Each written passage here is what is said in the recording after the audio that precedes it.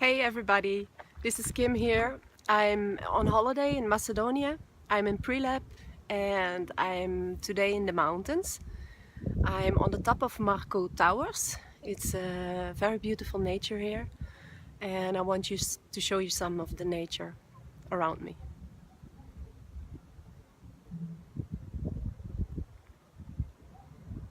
And that is pre-lab down there. It's about in between 45 minutes to walk up. You will feel your muscles, but it's wonderful exercise. You can do it more faster or to take short breaks.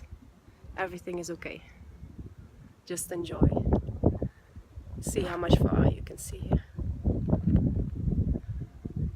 I'm up on the cross. I will show you later from down, it's more nice. Now I'm too close. This is up on the cross. And you will walk here down.